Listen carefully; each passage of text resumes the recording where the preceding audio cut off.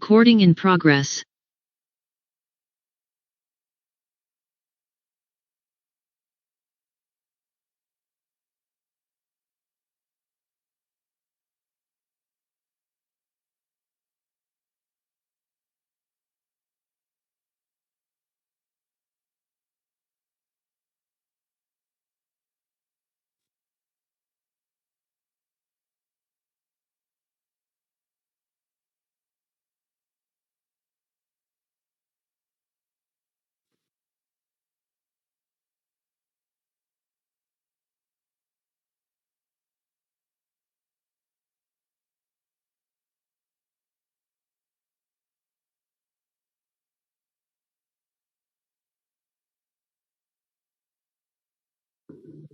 जी madam share करें screen.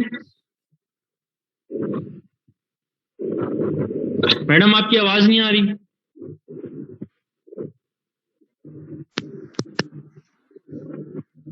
आ रही है? जी जी आवाज आ रही है आपकी।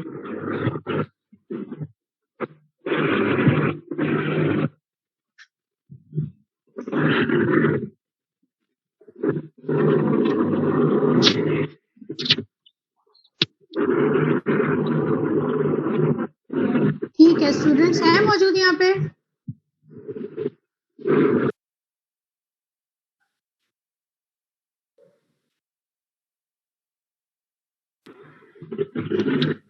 जी मैडम स्टार्ट कर दें। स्टार्ट कर दें? चलें ठीक है। जी जी हो क्या वजह से? हेलो एवरीवन, अस्सलाम वालेकुम। Students, are you here? Are you listening me?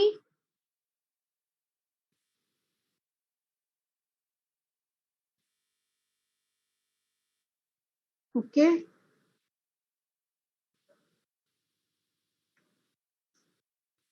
So all of you know about today's topic. It's intracranial pressure, brain edema, and brain herniations. And I'm your today's lecturer, Dr. Syeda Khoula Azmat, Assistant Professor at DIMC.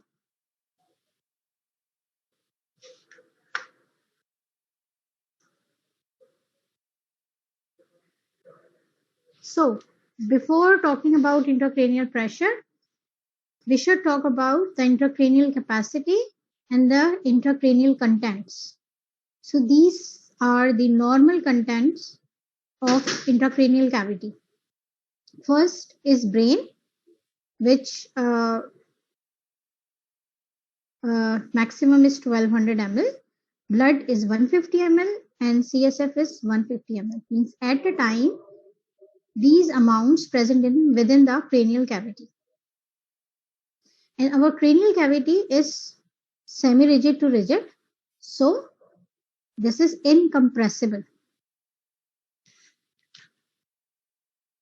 We can't extend this cavity, we can't reduce this cavity. This cavity is fixed due to incompressible nature of inelastic nature of our skull.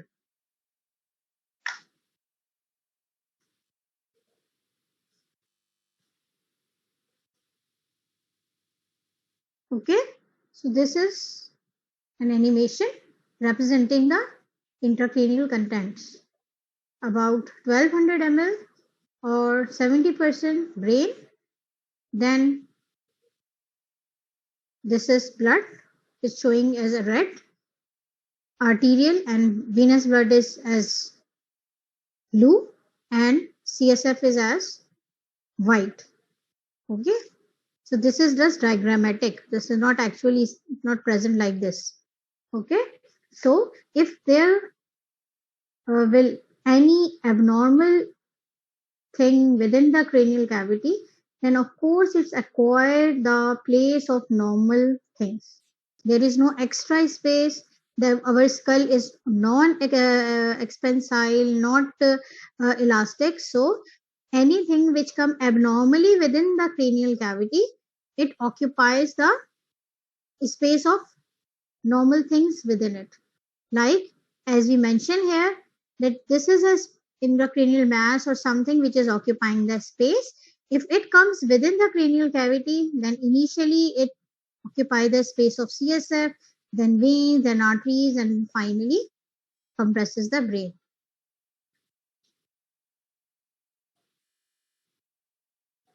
So we explain all this via the Monro-Kellie doctrine. And what is this Monro-Kellie doctrine? It explains us that as the cranial space is semi-rigid or rigid, contents are incompressible, and any change in one of the content like brain, blood, or CSF must be associated with the reciprocal change in the other content. Means if there one thing is increased, then other thing automatically will decrease or compressed or compromised.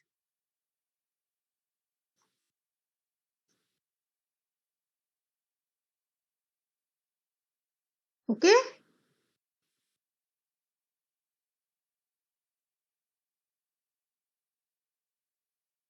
So what is intracranial compliance? The capacity to accommodate an increase in intracranial volume without causing an increase in intracranial pressure. Compliance कब तक होती है कि वो जो भी extra चीज, whatever the extra coming within the cranial cavity, till the compliance is working, then the pressure will remain constant. But whenever the compliance is out, the things become out of compliance, then the intracranial pressure will rise suddenly.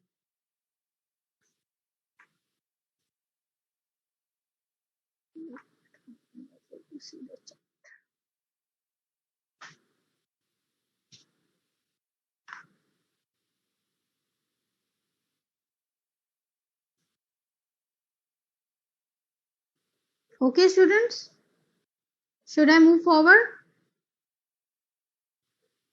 Okay. So again, this is a diagrammatic representation of the cranial cavity. This is the skull.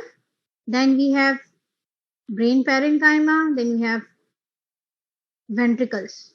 This is the posterior fossa, and this is spinal canal.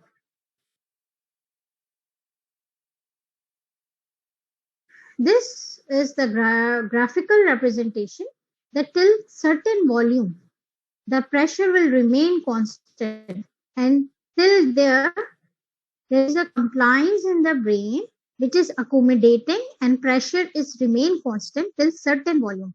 But after decompliance from that level, the pressure will suddenly shoot it.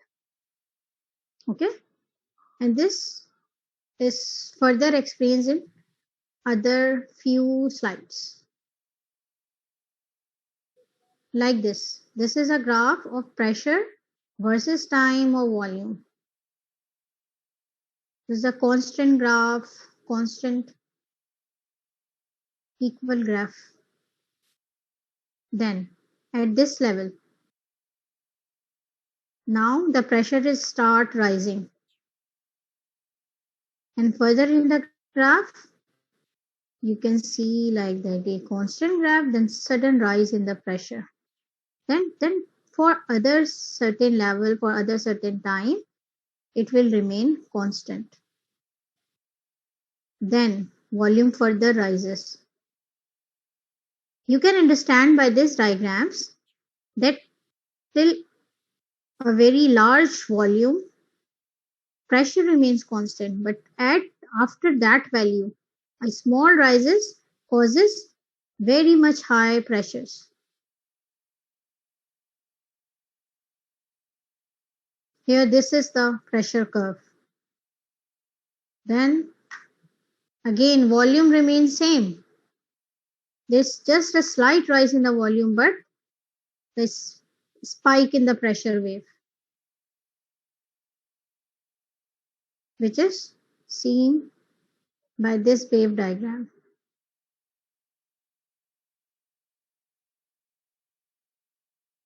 There are few physiological variations within the ICP. Okay? In the ICP waveform, we have actually three waves, A, B, and C.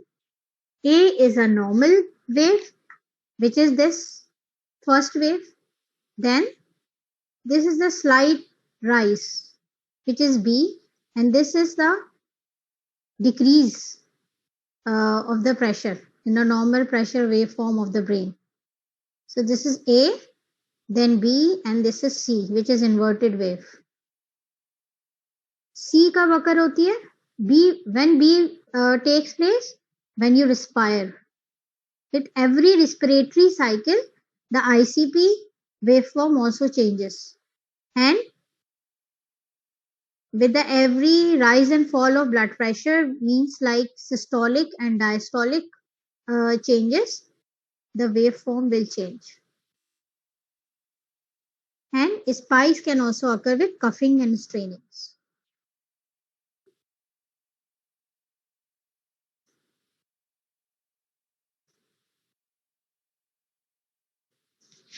Okay. So if we are talking about ICP means intracranial pressure, so from where we can operate it or from where we can measure it. We can measure intracranial pressure from anywhere within the cranial cavity. Okay. As representing in this diagram, this is a skull. Beneath the skull is an extradural space, then dura, then subdural space, then arachnoid, then subarachnoid space, and this brain parenchyma or within the ventricles. So we can measure ICP by putting our electrodes within epidural, subdural space, subarachnoid space in the brain parenchyma, or we can measure it from intraventricular space. Or we can put our electrodes within the cistern or at the lumbar subarachnoid spaces. So we can measure pressure within the cranium cavity from every space within the cranium and within the spine.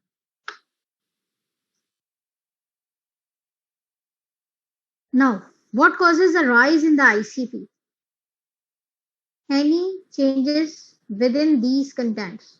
Anything which is extra within the brain parenchyma or extra blood supply to the brain due to high blood pressure or due to the raised intravascular volume within the body or any raised within the CSF can raise the ICP, like increase in brain mass, increase in blood volume, increase in CSF. Blood volume कब increase होगा? Like in certain diseases where body is saving the fluid, like in renal diseases, liver diseases, where intravascular volume is increased throughout the body, then of course it also give impact in our brain too. When CSF is increased, either if the CSF production will rise due to any pathology within the ventricular system, or when the CSF absorption will be low due to defect in the absorptive processes, or increase in brain mass with any space occupying lesion within the brain, like it could be a tumor, it could be a intraparenchymal hemorrhagic area which increase the brain mass, and these all increases can increase the ICP. So, how we reduce the ICP and maintain it in physiological range? What we have to do? Whatever is rises, we have to control the rise in that. If intraparenchymal mass is increasing, we have try our best to reduce the intraparenchymal area. If the blood pressure is rises, we have to control the blood pressure. If the intravascular volume is rises, we try our best to reduce this intravascular volume. And if the CSF space is rising, so we have to deal with the intraventricular volumes. Okay.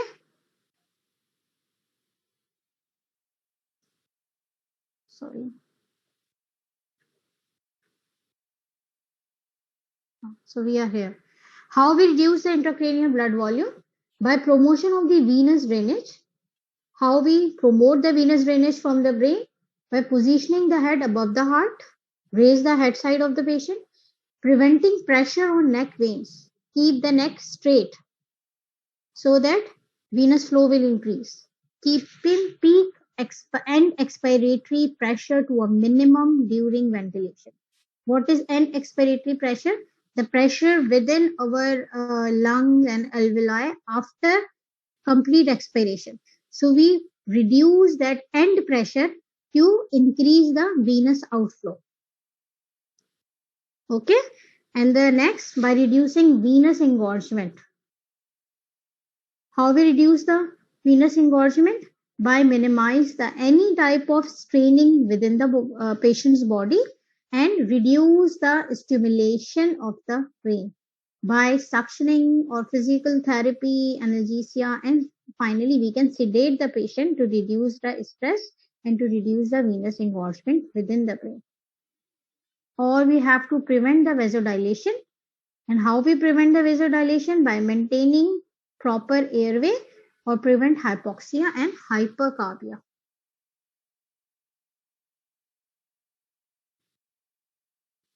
Okay? You all are understanding or no one is understanding anything? Should we move forward? Okay. So, to explain that how the brain vessels are working, we have to know about the blood-brain barrier. And of course, if this barrier will disturb, then how cerebral edema and what type of cerebral edema can occur. What is blood-brain barrier? Actually, this is the junction of astrocytes with the capillary serosa that is making the blood-brain barrier in our brain. Okay, as you see in this diagram, this is the capillary and these are the astrocytes. And the junctions of the astrocytes with the capillary wall making the blood-brain barriers. And this blood-brain barrier have to remain stable to maintain the blood supply and pressures within the cranial cavity in a constant and normal limits. Okay, this is general capillary and the brain capillary, in which astrocytic processes combine with the capillary to make the blood-brain barriers. And what this blood-brain barrier done? Of course, is control the blood flow within the brain and it causes many different toxins from the body to filter from the brain blood. This blood-brain barrier is absent where at space where tumor comes or if the space or any area within the brain become infected or in the scenario of infarctions or injuries. Any sort which causes the blood capillaries to destroyed, destruction of blood capillaries that can break the blood-brain barrier, either it is tumor, infection, infarctions or any injuries. Now, whenever this blood-brain barrier disturbed, then first thing which occur is the cerebral edema in the swelling of the brain parenchyma. And in the brain, we have multiple types of edema can occur.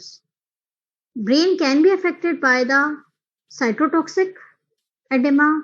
We can have vasogenic edema. We can have interstitial edema within the brain, and these all sorts can present accumulately, and we can have mixed type sort of edema within the brain tissue.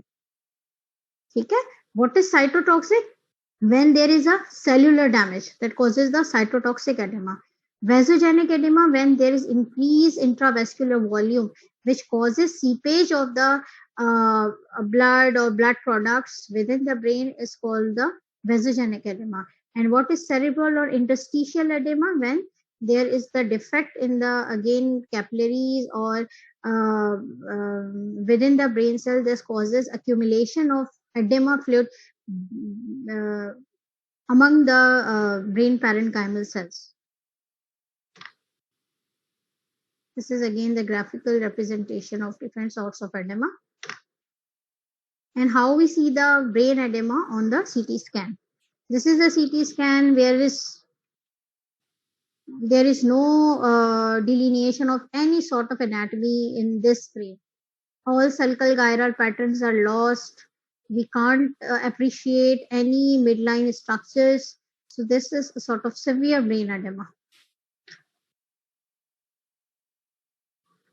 And these brain edemas and space occupying lesions initially when pressure is maintained, then there is just edema. But when the pressure is severely rises and there are the peaks in pressure, then we have herniations in the brain. And we have different types of herniation in the brain, different areas in the brain, different spaces in the brain are present from where brain tissue can herniate from its original site to an abnormal site. So these are different types of herniations within the brain. We can have central herniations like transtentorial. These are herniations from the tentorial notch.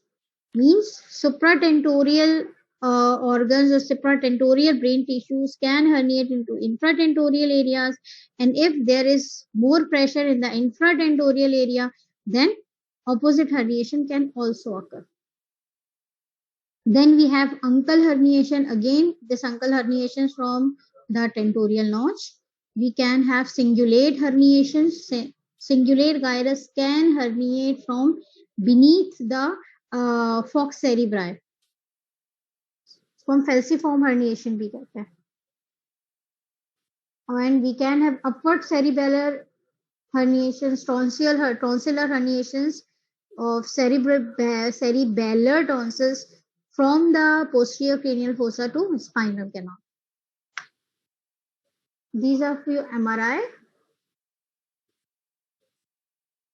As you can see, there is the midline shift in the brain and the tissues from here herniated here. Transtentorial or uncal herniation. This is again transfalcine herniation. This is the herniation of cingulate gyrus from below the fox cerebri from the left side towards the right side. Or there could be uncal herniation within the tentorial notch, or cerebral tonsillar herniations from the posterior cranial cavity to spinal canal. This is again, there is a mass which can cause subfalcine herniation, uncal herniation, transtentorial herniations, or if the mass in the posterior fossa, it can cause herniation of cerebellar tonsil, or very few times it can cause opposite transtentorial herniations.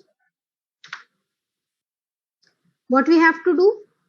We have to reduce the pressure by any means, like different means which I told you in few slides later. Or if there is an abnormal mass or a space occupying lesion is present, then what we have to do? We have to evacuate that mass, or we have to evacuate that hematoma. We have to remove the abnormal thing which is present within the cranial cavity so that the pressure will remain constant and we can stop these herniation syndromes. But we have to do everything, every effort before herniation started. If we become late and herniation syndromes also already progress, then there is less chance of recovery. So we should try our best to do every sort of management, either medical, surgical, or postural managements to reduce the ICP, to remove any abnormal mass or hematoma or increase amount of CSF from the cranial cavity, so that we reduce the herniation and recovery will become soon and will be completed completely. Okay.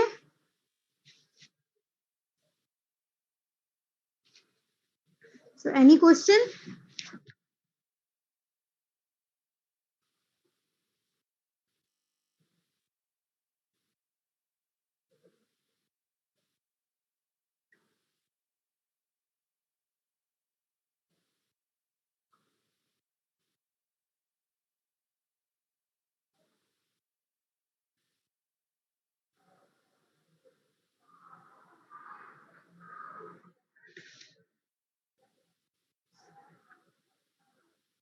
Okay, if there is no question, then you people are free and you can you point the waveforms again.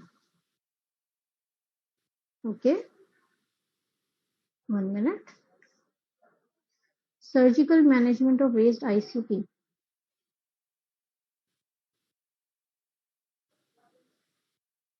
The surgery is according to the cause. If we have increased CSF within the cranial cavity and there is inability of absorption of CSF from the brains, then we have to bypass the CSF, like we have to put the VP shunts, or we have to do the third ventricular openings, ETVs. ठीक है, third ventricular drainage करना पड़ता है, और then or we can do the extra ventricular drainage. Whatever sort of pathology, we have to treat it. Or if there is a mass or there is a hematoma within the brain, then we have to do the craniotomy and remove that mass of hematoma from the brain. Okay. Or emergency management. 1 minute. I have told you people that slide.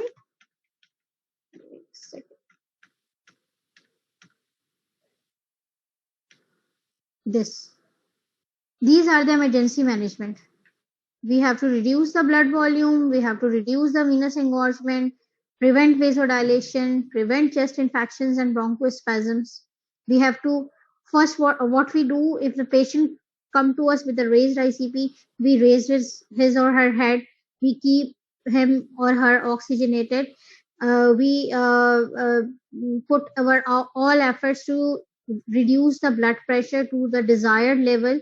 We put our every effort to keep the posture straight, so that the venous engorgement can be reduced, so that the venous outflow from the brain could be increased. Or we have to give complete analgesia to the patient to keep the patient calm. So how much the patient remain calm, brain has to work on the minimal level, and if we can sedate the brain. So these are all efforts which we can do to reduce the ICP in the emergency settings. Then if there is a surgical cause, like if the CSF pressure is very rise, patient is in hydrocephalus, then we put the drains, either extraventricular drainage or according to the condition of the patient and where we are working. If we have shunt system present in emergency, then we put the shunt in the emergencies. Or if there is tumor in the brain, we have to evacuate the tumor.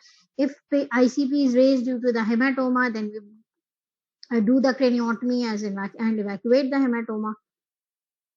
The surgery is according to the cause. Okay. And one of you is asking about waveforms. It actually is not very important, but I will show you. Wait. This is the normal waveform. Normal ICP. Then there is a slight change with every respiration and with the systolic and diastolic pressures of the brain. This is the normal waveform. Or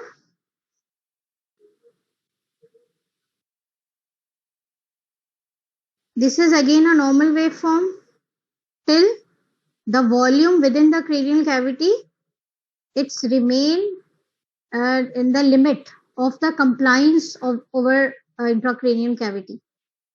As we see, 1 minute.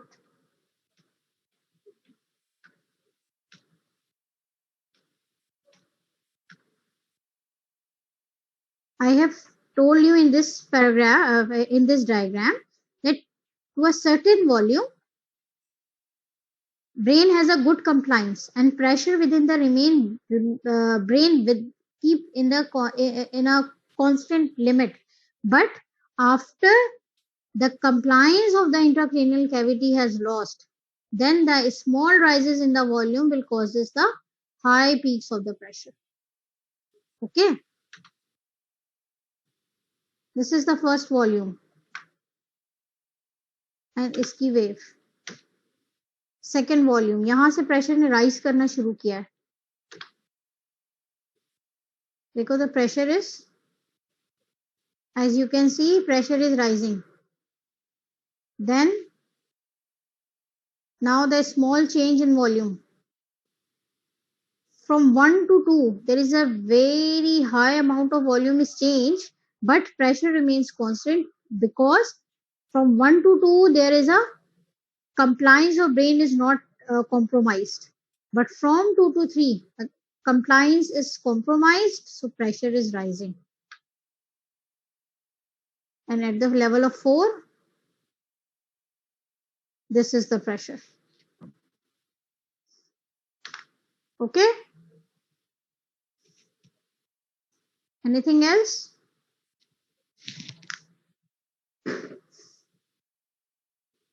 Okay, students, you people are always welcome. I have told you in previous lectures too, if you want to understand something more, then you can come to our office too. Okay? And good luck for your futures. Allah Hafiz for today.